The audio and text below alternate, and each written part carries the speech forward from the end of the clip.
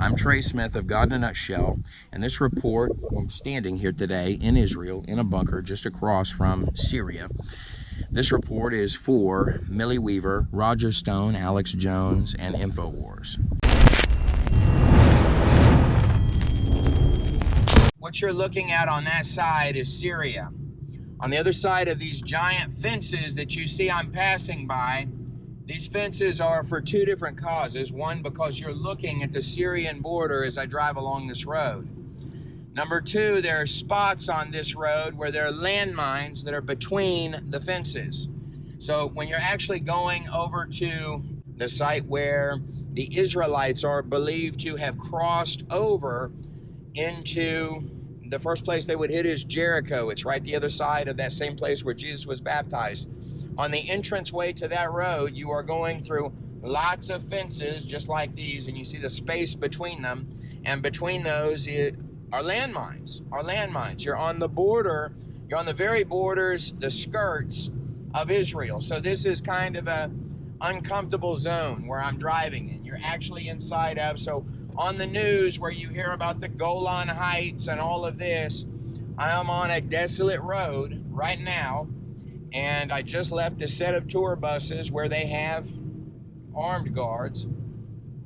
I'm driving through the Golan Heights on the edges of Syria.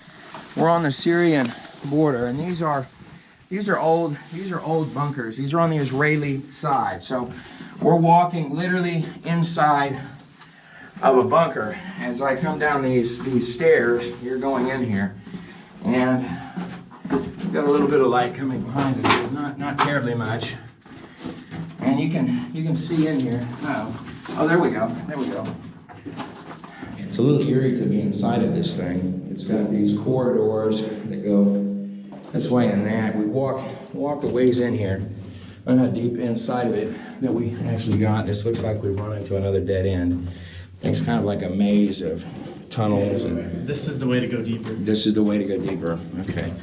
So we're going to go deeper towards the Syrian side is what we're intent to do.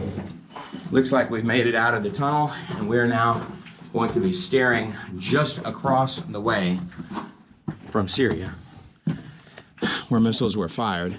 Everything you see in the background behind me, and we're just going through some of these bunkers. I don't know how far towards the Syrian side that they go. This is as close as I think you can get from Israel to the Syrian border.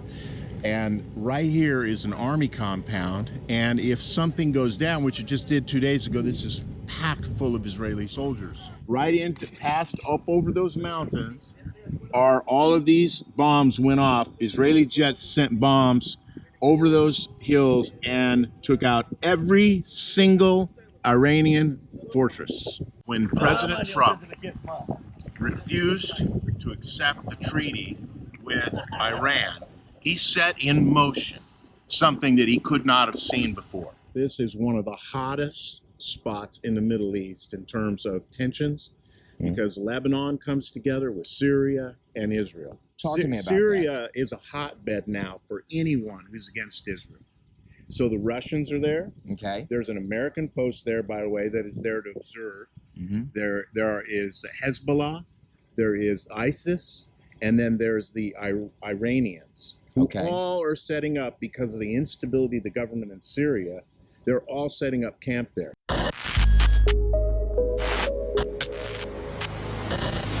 Did you know that only 6 corporations control 90% of what millions of Americans see, hear, and read every single day?